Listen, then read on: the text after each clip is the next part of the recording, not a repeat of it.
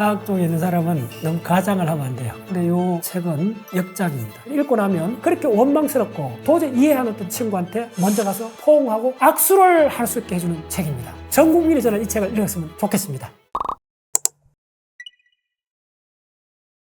제정신이라는 착각. 이 책은 전체 가장 핵심 접근법이 우리가 세상을 어떻게 보느냐 이거예요. 우리가 보는 세상은 우리 브레인이 다 처리를 하죠. 지각하고 생각하고 예측하고 감각이 어떻게 만들어내는가. 근데 최종 이 책이 하고 싶은 이야기는 의외로 많은 상황에서 망상적 확신 속에 살아가게 된다는 거예요. 우리가 뭐 뉴스 시간을 보든 드라마를 보든 비합리적인 망상적인 생각을 가진 그런 상황들을 보잖아요. 그러니까 당신도 망상 확신이 있을 수 있고 정반대로 나도 망상 확신이 있다는 전체 구조를 보여준 책입니다. 망상적 확신, 우리는 확신이 왜 생기는가? 그걸 이제 간단히 이 책에 근거해서 설명을 드리면 우리는 세계를 감각하고 예측을 통해서 모니터링을 해요. 근데 생각을 이쪽 책에서는 예측이란 말을 써요. 생각, 추론, 예측 비슷하게 써도 됩니다. 그럴 수밖에 없는 게 우리 브레인은 두 개 그룹에 갇혀 있잖아요. 그래서 눈이나 귀나 코로 일부의 감각만 받아들이는 거예요. 단순하게 해서 이 브레인을 사진기라 생각하면 돼요.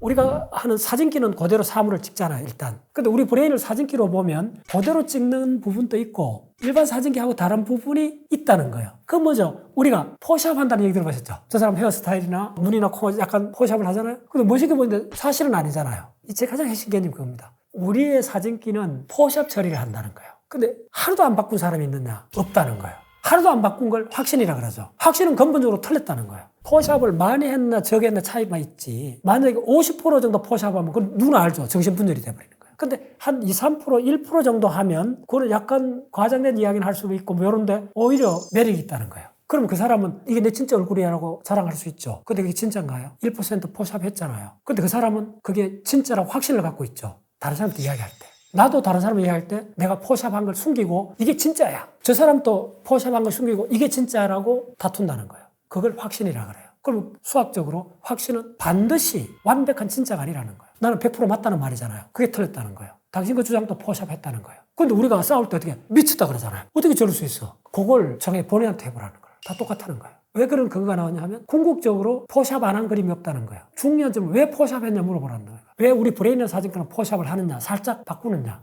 내가 좋더라는 거예요.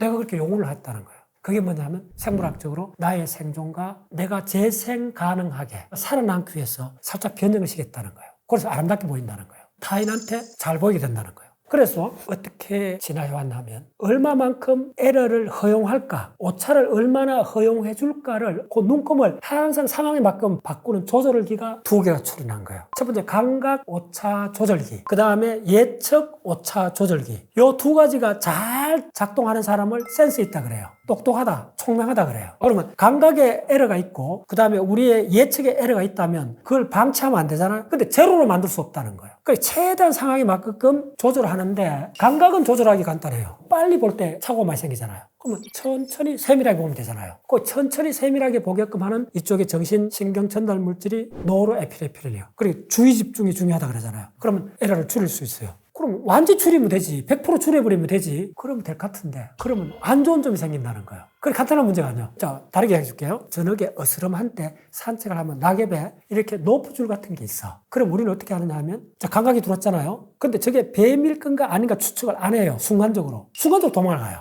읍질해요. 그러면 감각에 에러가 많이 생겼잖아요. 그리고 뱀이 아닐 확률이 90%가 넘잖아요. 됐죠? 그런데 일단 도망을 가는 거예요. 움찔 살짝 피하는데 비용이 드나요? 거의 안 비용 안 들잖아요. 근데 만약 안 피해갖고 이게 만약 진짜 뱀이라면 우리가 죽을 수가 있잖아요. 이걸 어떻게 이 책에 설명하느냐 하면 비용이 낮은 오차는 비용을 지불한다는 거예요. 그러니까 이게 뱀인지 아닌지 그걸 확인하려면 시간이 들잖아요. 시간을 투자하면 물릴 수 있잖아요. 일단 피해야 된다는 거예요. 위험도 높은 데서는 살아났잖아요. 근데 감각 에러는 커졌죠. 감각 에러 커진 게 유리하잖아요, 이때. 그래서 에러가 꼭 나쁜 게 아닙니다. 생명하고 관계 있는 에러는 커도 좋아요. 근데 그 에러를 줄이면 뱀이 아니고 좀 높아야 확신이 있을 거 아닙니까? 그럼 그냥 갈 거 아닙니까? 근데 만 1%라도 만약에 그게 뱀이면 어떻게 되겠어요? 죽게 되죠. 어마어마한 비용을 지불한다는 거예요. 그래서 100%는 없다는 거예요. 이 두 관계를 에러가 언제 체적이 되는가를 우리가 끊임없이 조절한다는 거예요. 어디? 감각에서 에러, 예측에서 에러를 상황에 맞게끔 항상 조절한다는 거예요. 근데 정신이 분열하거나 망상을 따라가는 사람은 감각 쪽은 정확하고 예측 쪽의 에러가 범위가 커진다는 거예요.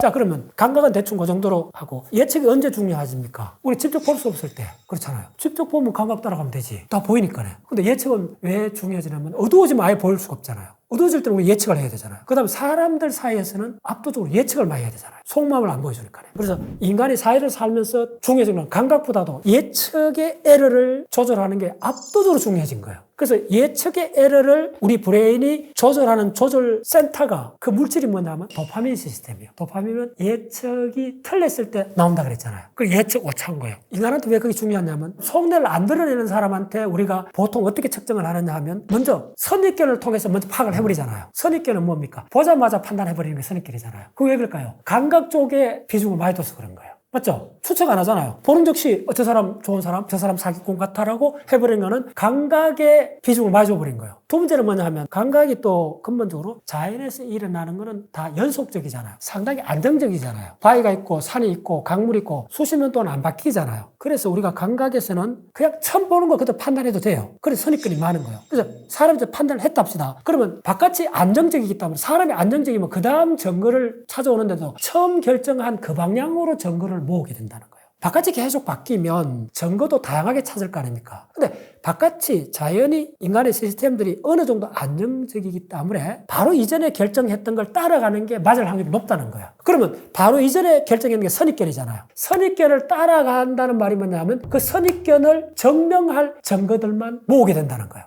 그래서 나중에 뭐 일이 터지면 내가 그럴 줄 알았어 이렇게 하잖아요. 뻔해. 그 인간 그럴 줄 알았어. 그런 얘기 들어봤죠. 그게 왜 그러냐면 내가 처음 받은 인상대로 저 사람이 좋은 일을 했다 혹은 저 사람이 나쁜 일을 했다 나중에 확정해버리잖아요. 이걸 확정 편향이라 그래요. 그래서 왜 우리 정신장애 확정 편향이 그렇게 많으냐 하면 감각의 비중을 많이 뒀고 감각의 비중을 많이 둔 이유는 뭐냐 하면 바깥 환경이 천천히 바뀌기 때문에 바로 이전에 측정한 값대로 따라가주면 에러가 적다는 거예요. 근데 항상 그렇지는 않잖아요. 낯선 나라 가면 낯선 환경 만나면 항상 바뀌잖아요. 그때 에러가 많이 생겨버린다는 거예요. 그래서 확정 편향이 확실히 되면 그걸 확신이라 그래요. 그래서 오늘 이 주제가 망상적 확신이 왜 이렇게 문제를 일으키는가 그걸 설명드리잖아요. 그래서 확신까지 왔죠. 선입견, 확정 편향, 확신으로 가요. 그건 감각에 치중한 거예요. 두 번째, 예측이 사회를 사는데 더 중요하다 그랬죠. 사람 마음을 숨기니까요. 그럼 예측 오류 조절기의 도파민 시스템은 굉장히 중요해요. 인간이 살아가는데. 감각 시스템보다도. 그렇기 때문에 여기는 잘못되는 양상이 세 가지로 드러나요. 첫 번째, 의미. 두 번째, 의도. 세 번째, 목적과 인가. 첫 번째, 사람들은 항상 이야기를 하면 무슨 의미 있는 이야기를 한다고 생각할 거 아닙니까? 그래서 누굴 만나면 의미를 먼저 찾게 돼요. 근데 모든 게 의미 있는 거 아니잖아요. 지나가는 말 소리도 있을 수 있잖아요. 내한테 했던 말은 대부분 의미가 있어요. 근데 내하고 관계없던 말을 내가 듣고 화를 낼 수가 있잖아요. 그럼 의미 없는 말을 내가 의미가 있다고 해석해버린 거예요. 과잉 의미가 돼버렸죠. 중요하지 않는 일을 과잉 의미 붙이는 걸 망상이라고 해요.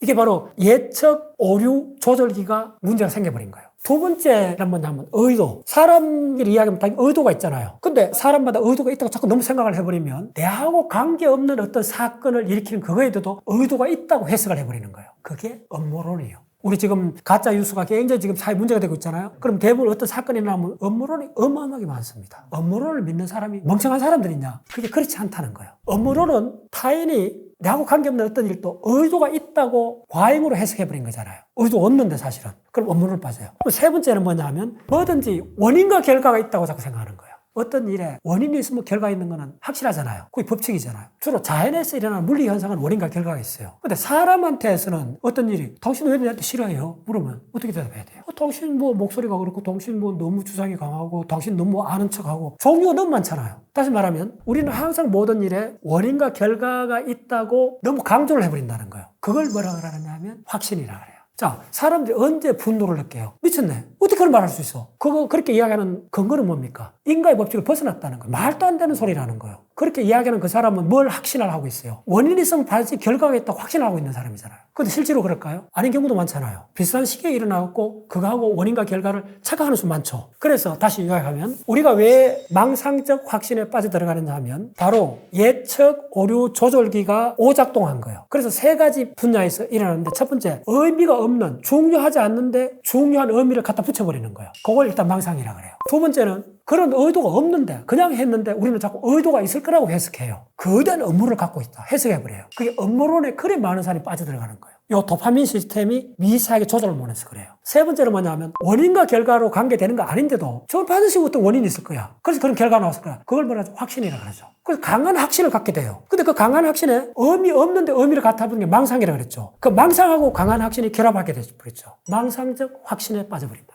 그래서 정치 성향이 다른 사람끼리 만나면 싸우다 날새잖아요. 다른 확신끼리 충돌하는 거예요. 그럼 다른 확신이 뭐예요? 나는 확실하다는 거예요. 너는 100% 틀렸다는 거예요. 말도 안 되는 소리 하지 말라는 거예요. 그렇게 하는 근거는 뭐냐면 나는 확실하다는 거예요. 모든 확신은 적어도 몇 %의 거짓이 들어있는 거예요. 우리는 그걸 모르도록 진화해와 버린 거예요. 그걸 깨닫지 못하도록 진화해온 거예요. 자, 그래서 그 증거가 뭐냐면 감각에 맹점이 있다는 거 알죠? 감각에 맹점이 있듯이 우리의 생각에 맹점이 있다는 거예요. 맹점의 특징은 보통도 안 보이잖아요. 보통도 보이면 그걸 찾아내지. 아무리 우리가 수련을 하고 명상을 하고 이걸 덜 봐도 맹점은 보이잖아요. 그게 맹점의 정의예요. 우리가 맹점에 속아 넘어갈 수밖에 없게끔 진화를 해왔다는 거예요. 그래서 맹점이 있다는 거예요. 감각의 맹점, 시각의 맹점은 금방 누구나 다 알아요. 근데 우리 정신, 생각, 예측의 맹점이 있다는 거예요. 그 예측의 맹점을 확신이라고 그래요. 자기가 반드시 맹점이 있다 생각하면 확신을 안 할 거 아닙니까? 자기 주장을. 반드시 내 주장도 1%, 2%는 근본적으로 필연코 어쩔 수 없이 틀릴 수밖에 없다는 걸 알고 들어가면 너 미쳤어 소리를 안 나오겠죠. 나도 그렇다는 거 아니까.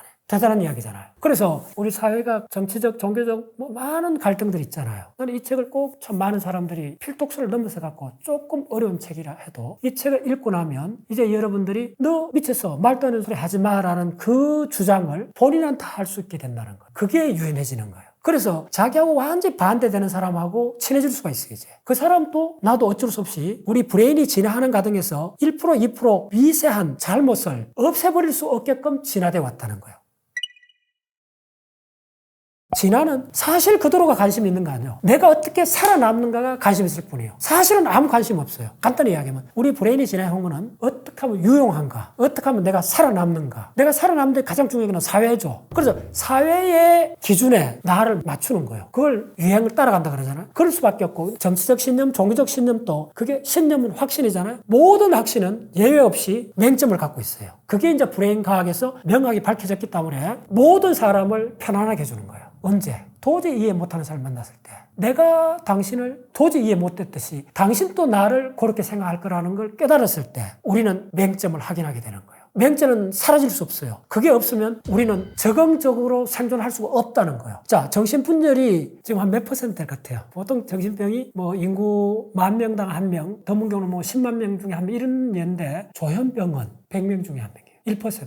굉장히 핸디캡이 많은데도 1% 유지한다는 이게 굉장히 중요한 얘기입니다. 1%라는 게 적은 비율이 아닌데 그 정도 가져려면 우리가 모르는 어떤 베네핏, 이득이 있을 수 있다는 거예요. 정신병 걸린 사람이 무슨 이득이 있다면 무슨 소리 한다고 할 거 아니에요. 그런데 완전히 정신병은 문제가 있는데 살짝 이렇게 되는 경우는 황당한 이야기인데 그렇게 해롭지 않은 황당한 이야기하는 사람들 많잖아요. 거기 극단적으로 하면 정신분열이 되는 거예요. 그 중간쯤 되는 사람은 황당한 이야기 더 나가서 새롭고 재밌는 이야기를 잘할 수도 있다는 거예요. 그러면 인기가 있을 수 있어요. 그래서 정신병에 많은 그 내과학적 이론이 있는데 그 중에 하나가 오랫동안 유지된 게 도파민 가설입니다. 다시 말하면 도파민을 분비하는 시스템, 그 도파민 시스템이 어디로 가느냐 하면 전전두엽으로 많이 갑니다. 그래서 이 전전두엽이라는 도파민이 뭘 하느냐 하면 간단히 말씀드리면 예측의 오류가 얼마나 생겼는가. 너무 많이 생기면 조절해요. 줄여줘요. 적게 생기면 손해볼 수가 있어요. 적게 생기면 확신이 안 생기죠. 맞는지 틀린지 확신이 안 생기면 다른 사람 설득할 수 있나요? 설득 못하죠. 그래서 확신은 진화적으로 굉장히 장점이 있다는 거예요. 첫 번째, 본인을 설득할 수 있다는 거예요. 두 번째, 타인을 설득할 수 있다는 거예요. 그럼 내가 타인을 내가 원하는 대로 어느 정도 설득을 할 수 있다면 어마어마한 사회적 이득이 있죠. 그래서 진화되어 왔다는 거예요. 근데 확신은 그만한 강한 이점이 있는 반면에 치명적인 약점이 있다는 거예요. 그 약점을 없앨 수가 없다는 거예요. 100% 진실이 아니라는 거예요. 반드시 살짝 틀렸다는 거예요. 그게 만약에 10%, 20% 넘어가면 누구나 알아요. 그걸 정신병이라고 그래요. 근데 살짝 1%, 2% 틀려 살짝 포샵한 거는 누구나 좋아한다는 거예요. 내한테 이득이라는 거예요. 내가 생존하는 데 도움이 된다는 거예요. 이 구조를 밝힌 책이기 때문에 대한민국이 여러 가지 감정적 갈등을 해소할 수 있게 해서 전 국민이 저는 이 책을 읽었으면 좋겠습니다.